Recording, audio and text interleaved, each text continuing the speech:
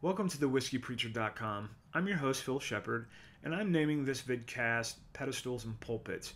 And to launch our conversation today, I want to talk a little bit what's been going on in the news with the Vatican.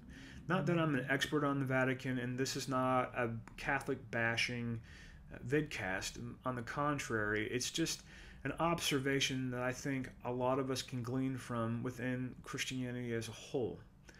What's been going on in the Vatican is that they've had their version of WikiLeaks. They're calling them VatiLeaks, which is a very unfortunate name, in my humble opinion, which I respect. I'm not going to touch it, and hopefully neither will you, but it just sounds gross to me. I digress. In their VatiLeaks, they're saying that there is a power struggle between some of the cardinals and some of the other cardinals that are trying to expose the corruption that's going on in the Vatican and within the broader Catholic Church, which we've known for a long time has been going on. However, I will point out, I don't think they are the only ones that have been touched by this corruption. I think a lot of us within Christianity as a whole have been somehow affected within our own faith structure of this idea of the priest being separated from the parishioners. Well, I'll get back to that in a moment. This comes at a very unfortunate time for Pope Benedict. He's getting ready to admit new prelates, and I think I'm saying that right, to the College of Cardinals. And the College of Cardinals is this pool of the elite, quote-unquote, priests or men who have been elected or admitted by the Pope himself to vote on who the next Pope will be.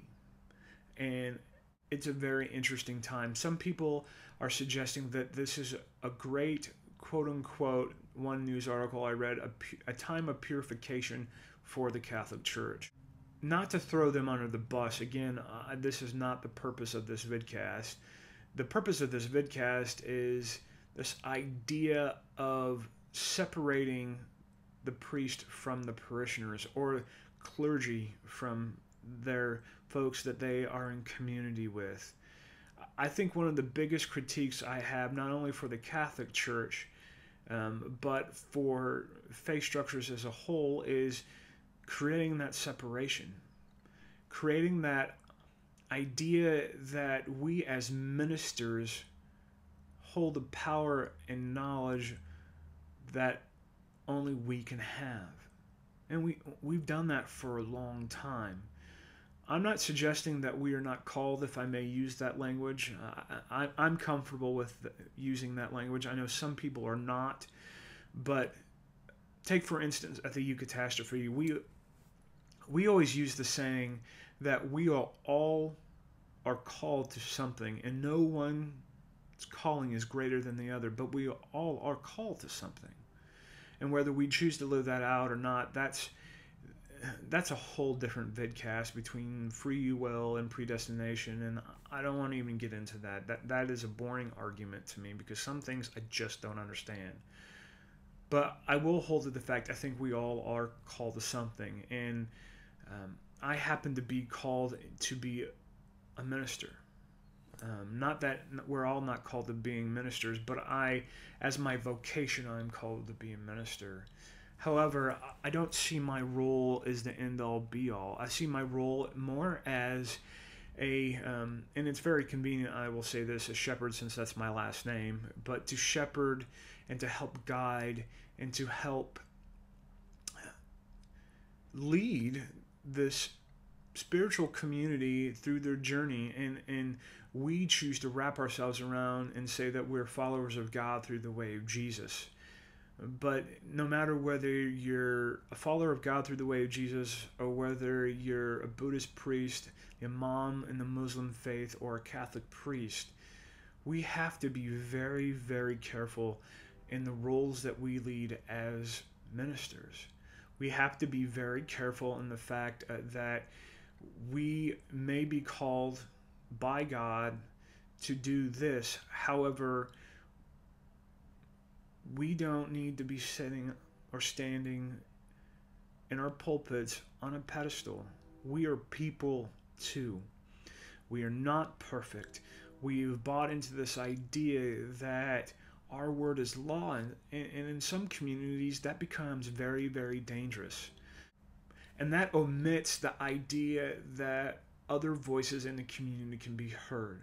And that omits the idea that one voice is more relevant or more potent than another or more important than another.